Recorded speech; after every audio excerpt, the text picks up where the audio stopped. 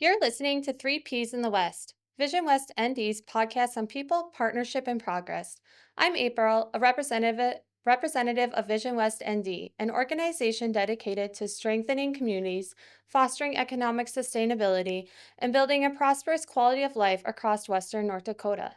This is a space where listeners can hear directly from the people shaping our region, learn about the partnerships powering local projects, and see the progress that follows. On today's episode, we are joined by Jana Jenkins, the co-founder and executive director of Rural Diaspora Community. Jana is passionate about connecting with new Americans in Western North Dakota, encouraging them to step into leadership and helping them share their gifts with the community. She also supports rural churches through Pulpit Supply, where she brings her unique multicultural perspective to congregations across the region. Outside of her leadership work, Jana enjoys hiking in the Killdeer Mountains, quilting, and watching movies. Now let's dive into the conversation with Jana.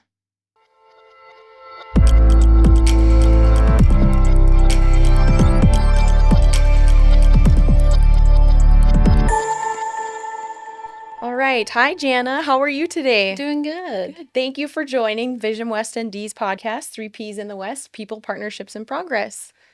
Would you like to introduce yourself a little bit? Sure. My name is Jana Jenkins, and I'm with a small nonprofit called Rural Diaspora Community, and it basically has two different arms of it. We serve new Americans that are here in Western North Dakota, and then we also serve rural churches as pulpit supply. So my husband and I are both in churches over the weekend.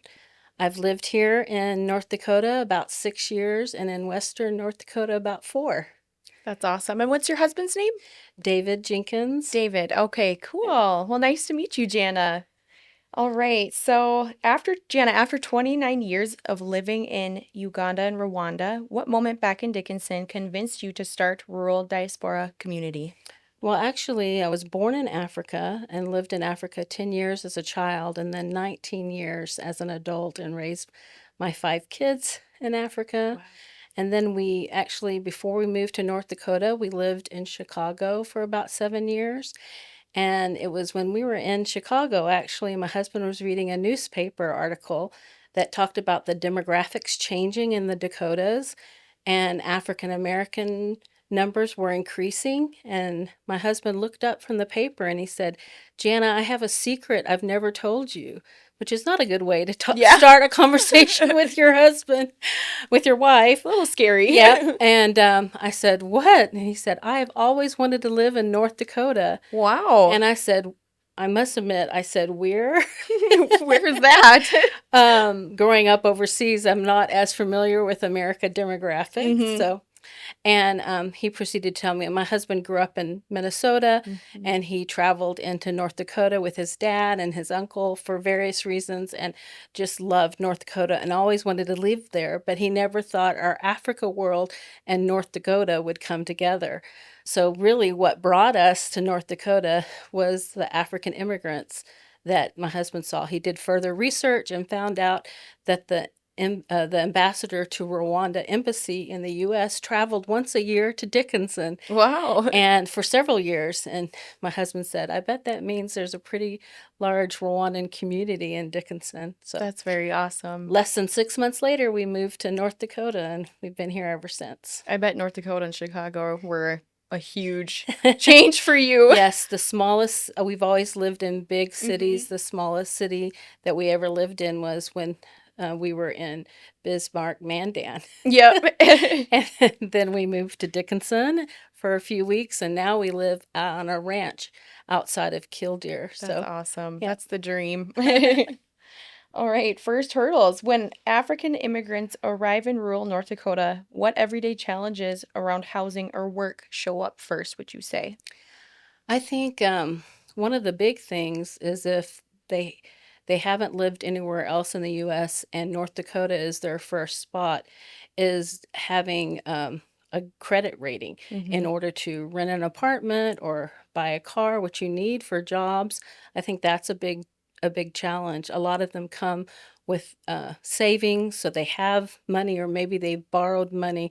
In Rwanda, actually, the Rwandan government will loan money for people to start their life, and then they have to pay it back monthly. Okay. But so they have the cash or they have the money, but they don't have the credit rating that you would Yeah. need typically. So I think that's a big challenge. And have you ever helped somebody overcome that challenge? Um, I personally haven't, Mhm. but what's kind of neat about the African community here in Dickinson, especially the Rwandan community, which I know the most, there's probably over 120 adults that are here, plus family, plus kids is probably 300. And of course, that number Wow. fluctuates, it grows and decreases because sometimes families move away. But the community overall is very helpful for new families that come in. A lot of times they'll stay with one of the other Rwandan families until they can build up that credit, or maybe one of the families will help them rent and they'll pay them back. And but there are some landlords here in Dickinson that are helpful and understand that.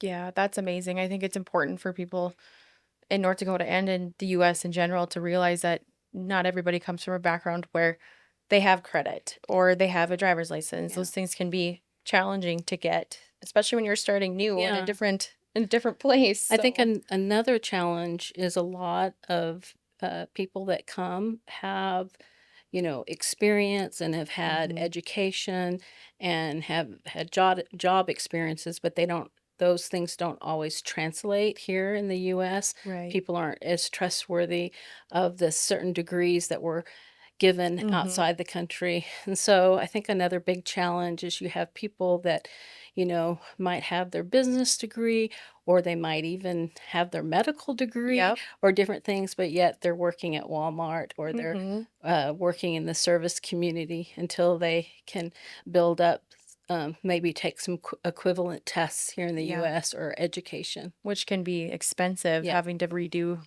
in the US. That's what I've heard. So that's unfortunate, but it's just amazing to see how everybody comes together and helps each other. It's hmm really cool. So, your cookouts and heritage events focus on sharing cultures, not quick fixes. Describe one gathering that showed you this slower relationship driven model really works. Well, I think that's with all of us. we we don't want to be used as pawns or Mhm. be manipulated. We want genuine relationships Mhm. with people, and I think when you take the time, if you're a nonprofit or if you're serving new Americans, if you take time to get to know Mhm. people and build relationships, and so you're learning from them as well as helping, and so it's a kind of a mutual thing. And I think we learned a lot about this when the 7 years we were in Chicago, because we were working with African immigrants there, and we would go to all the different African immigrant parties. Like all the Ugandans would get together and have big parties, and Mhm. Tanzanians. Anyway, all the different African groups would have parties, and so we would go to them or we would host events, and we could see getting together with other people in a more casual setting. You had parents who were struggling with their Mhm. kids being in a new culture, not knowing how to navigate the educational system and different things. And you could hear them talking to each other Mhm. and problem solving together, and a lot of wisdom shared over, maybe a hamburger or Yep. a hot dog.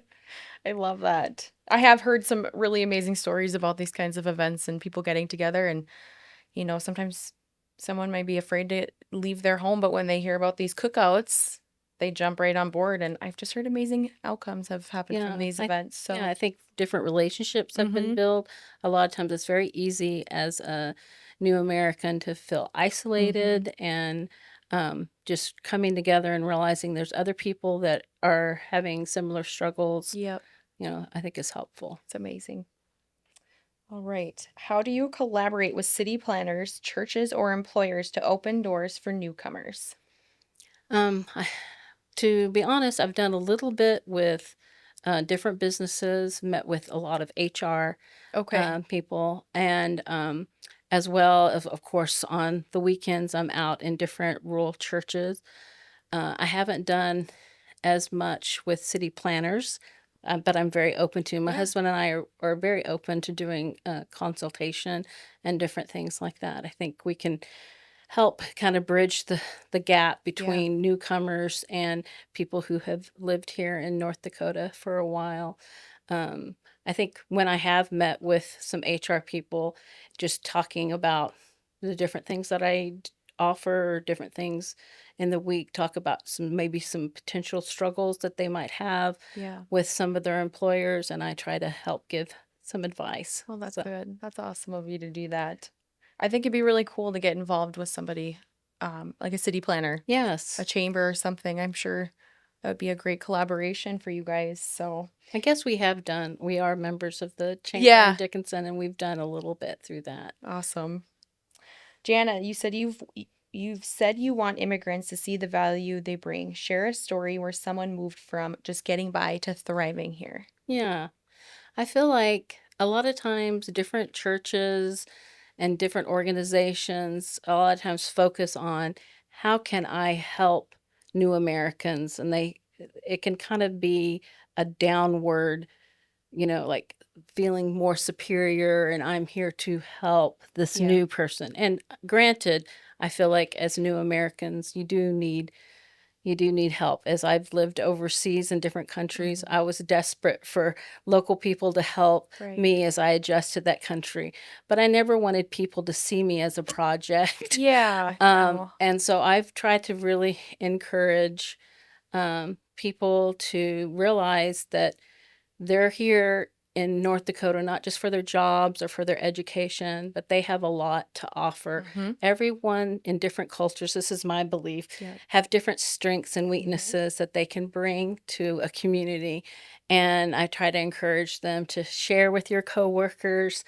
Um, I've One example for Africa that I think is so good is they know a lot about living in community. They know a lot about the we, and I Mm-hmm. think us in America need to learn more about that, because sometimes Yes. we can be so individualistic Mm-hmm. and we don't realize how to be interdependent on each other, and that's a strength I agree. that they can bring. Very cool. All right. Imagine rural North Dakota 5 years from now. What does true belonging look like, and what will it take to get there, in your opinion? Um, I think North Dakota is an acquired taste. Mm-hmm. A friend of my husband shared that, and I like to quote that. Um, I think sometimes it takes time to not just survive here, but to learn to enjoy living in North Dakota, whether that's learning how to participate in winter Mm-hmm. activities, how to dress for the Yes, winter. absolutely. Unfortunately, we've had some new Americans who got frostbite. They were just Oh, walking between two apartments on one of the really, really cold days. I think it was last winter, that's and awful. lost their fingers. Oh my Basically, it was gosh, horrible. that is so But sad. so we've started adding in, how do you dress Yeah. in the winter? Because even for me, being Mm-hmm. from Texas and Africa, those two places I would claim, I didn't.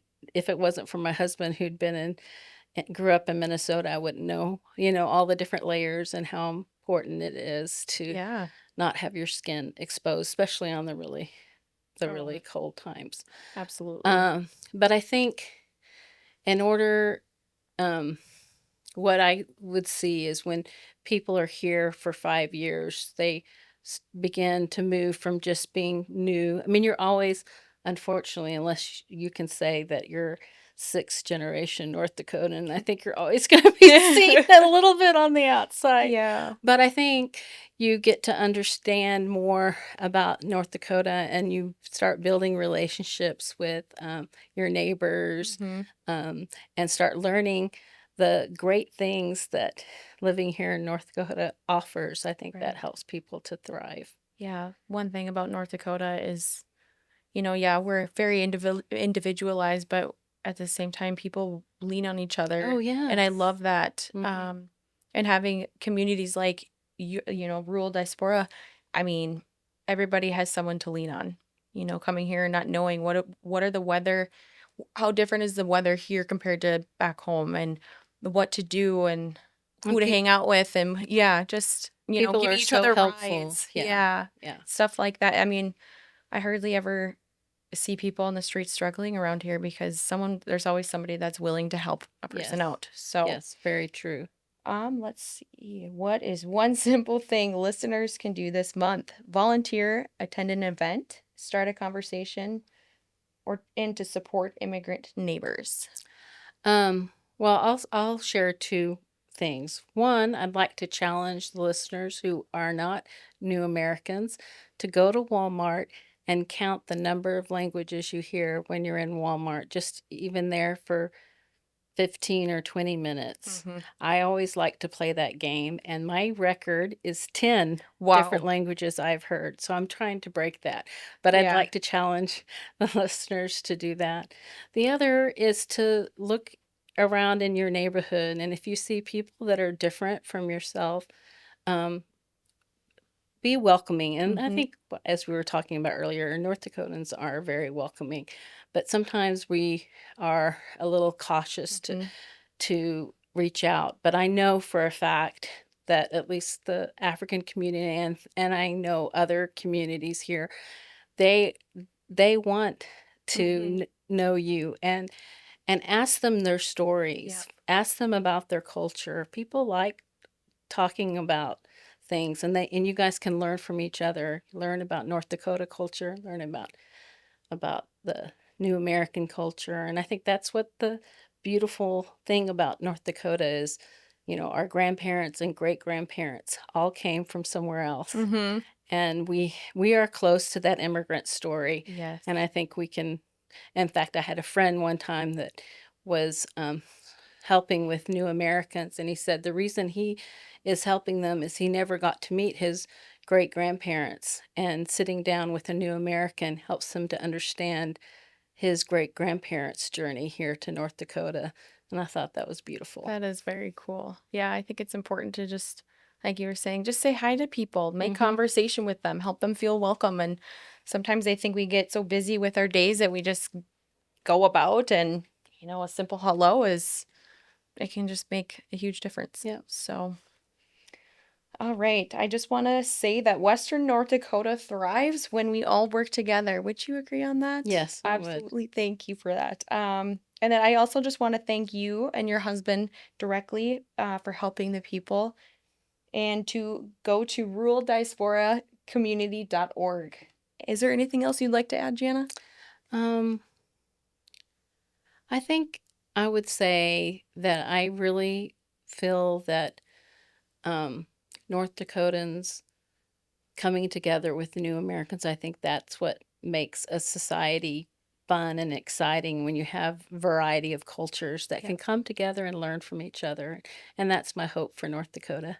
Absolutely. Well, thank you, Jana, for joining us today. It was nice to meet It you. was really nice to meet you Thank you too. so much.